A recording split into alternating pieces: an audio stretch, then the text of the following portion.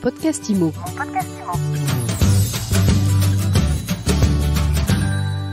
Bonjour et bienvenue dans ce nouvel épisode de rentrée de mon podcast IMO, le podcast de My Sweet IMO. Tous les jours, on reçoit les acteurs de l'immobilier et mon invité, il rentre de vacances, c'est Stéphane Scarella, directeur du salon Rent. Bonjour Stéphane. Bonjour Ariane. Alors Stéphane, vous rentrez de vacances, mais vous vous apprêtez à repartir au soleil. Oui, je rentre de vacances, difficile de le nier, et ça nous a fait beaucoup de bien, et c'est important. Et nous repartons effectivement avec l'équipe. Dans 15 jours, on sera à Casablanca au Maroc pour la première édition de PropTech Expo au Maroc. Donc le label Rent s'internationalise. Mais c'est pas pour des vacances. Et c'est pas pour les vacances. Quoique, on peut réussir à concilier l'utile et l'agréable. Rent à l'étranger, c'est une aventure qui a démarré Il y a 4 ans, puisque notre édition en Suisse, ça fait 4 ans. Et la trajectoire qu'on a posée pour le label Rent, c'était vraiment de sortir à l'international et de permettre à des PropTech françaises de mettre un pied dans tel ou tel pays. Et ça s'est fait comme ça. Et donc, on a démarré par la Suisse il y a 4 ans. Ça fonctionne très bien. Puis est arrivée l'Espagne. On a fait déjà 2 éditions à Madrid qui fonctionnent elles aussi très très bien. Et on sera donc au Maroc dans 15 jours. Et probablement qu'en 2024, on aura une nouvelle étape au calendrier. Et puis une fois que vous terminez votre roadshow, vous revenez à Paris. C'est ça. Pour une date finale, le 8 et 9 novembre. C'est ça. Finalement, on finit la saison à Paris, en apothéose, en tout cas on l'espère, les 8 et 9 novembre pour la 10e édition de Rent, puisque la première c'était en 2013, et Ariane, vous étiez là, je crois. J'étais là. Palais Brognard. Absolument. Il y avait à l'époque une quarantaine d'exposants et on va dire 400 visiteurs.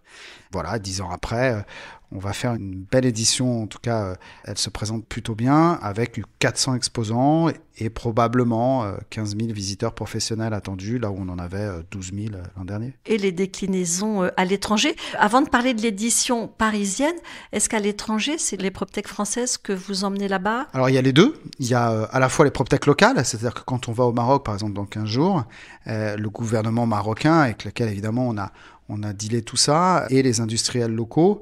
Il y aura des PropTech marocaines, des PropTech qui viennent des pays d'Afrique francophone qui seront là également, et il y aura des PropTech françaises et des boîtes qui veulent mettre un pied sur le marché marocain, qui est un marché qui est extrêmement dynamique puisqu'il y a à peu près 300 000 logements qui se construisent au Maroc chaque année, et donc il y a beaucoup de PropTech qui viennent proposer des solutions pour accompagner les professionnels. Et ça, c'est une première. Pour le Maroc, c'est une première, oui, bien sûr. Alors, Paris, vous vous apprêtez à fêter vos 10 ans. Ça va être quoi les moments forts de ces éditions ? D'abord, il y aura, anecdotique, mais il y aura une conférence sur finalement 10 ans de PropTech, qu'est-ce qu'il en reste ? Les tops et les flops. Parce qu'on peut retrouver dans les archives, donc on a ressorti les vidéos, les podcasts, etc. Donc ça sera assez drôle de voir ce qu'il est resté 10 ans après. Ça, c'est pour la petite anecdote. Plus sérieusement, il y aura ce que j'appelle le fil vert de cette 10e édition. Ce sera moins de carbone et plus d'idées dans la PropTech demain.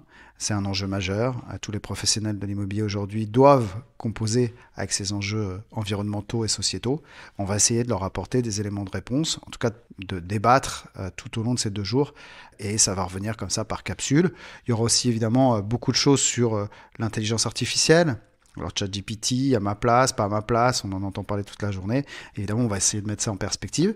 Il y aura des choses sur le financement, il y a une crise du crédit qu'on apprend à personne, mais il y a des alternatives. La PropTech propose des choses aujourd'hui pour financer son projet, et donc les professionnels de l'immobilier doivent aussi connaître ces alternatives-là. Il y aura aussi toute la boîte à outils nécessaire. On fera aussi quelques focus sur le recrutement, parce que c'est des périodes comme ça, marché un peu tendu, un peu compliqué. Il faut savoir recruter les talents, il faut savoir évidemment réorganiser sa boîte, recruter les meilleurs, savoir les garder, comment on fait, où on va les chercher. Bon, voilà, on va aborder tous ces sujets-là. Le public que vous visez, ce sont des agents immobiliers ? Mais pas que. Mais pas que. Ouais. Sur les 15 000, l'année dernière, sur les 12 000, il y a des agents immobiliers, il y a évidemment beaucoup de gens dans la promotion, des équipes digitales, il y a des gens parmi les constructeurs, les aménageurs. Donc on a vraiment, depuis quelques années, vraiment élargi le visitorat. Et ça, c'est très très bien, parce que ça fait plaisir de voir qu'ils ont envie de venir sur Rennes pour là aussi, essayer de s'inspirer, essayer de trouver des solutions qui peuvent redescendre évidemment dans leurs équipes dès qu'ils rentrent, quoi. Alors le marché de l'immobilier, il est en crise. Les PropTech souffrent parce que l'environnement financier a changé. Comment ça s'est manifesté, ce changement de climat pour vous ? Nous, par chance, ou je ne sais pas pourquoi d'ailleurs, on n'est pas vraiment touché parce que quand le marché est euphorique, les professionnels de l'immobilier ont besoin de savoir en prospective ce qui est en train d'arriver, qui vient des États-Unis, qui vient d'ailleurs. Et ça, on a toujours sur Rennes proposé ça. Donc dans ce momentum-là, ils étaient très nombreux et ça marchait très bien. Dans un marché qui est plus tendu pour eux, quoique la réalité des marchés est différente, qu'on soit dans l'ancien, dans le neuf, il faudrait rentrer dans le détail de tout ça, mais globalement c'est plus tendu. Ça veut pour autant dire qu'ils ont besoin de solutions, ils ont besoin de s'inspirer, ils ont besoin un peu de s'oxygéner pendant 2 jours pour entendre des choses qu'ils n'ont pas encore entendues, voir des gens sur scène, d'abord qui savent de quoi ils parlent et qu'ils n'ont pas vu ailleurs, et quelque part, essayer de trouver des solutions pour redescendre avec les équipes et se dire, on va préparer 2024, on est début novembre, je vais venir un peu essayer de trouver des solutions pour pouvoir repartir plus fort, plus vite, et avec l'aide probablement de quelques PropTech que je n'avais pas identifiés. Donc finalement, pour nous, marché tendu ou pas marché tendu, notre rôle aujourd'hui, c'est d'essayer d'apporter des solutions, d'ouvrir les chakras. Et ça, on va essayer de faire ça le 8 et 9 novembre du mieux possible. Alors, on se retrouve donc le 8 novembre, porte de Versailles, pavillon 6. Et cette année, vous organisez une nocturne dans le salon. Nous aussi, on doit innover chaque année. Et donc, cette année, on s'est dit que pour les 10 ans, ça nous semblait important que tout le monde puisse profiter du networking, de rajouter un peu de convivialité. Et le prétexte des 10 ans était un bon prétexte pour organiser une nocturne et essayer de faire en sorte que, plutôt que de se quitter à 19h, tout malheureux que nous étions parce qu'il fallait fermer, et ben là, on va tirer jusqu'à 21h30, 22h.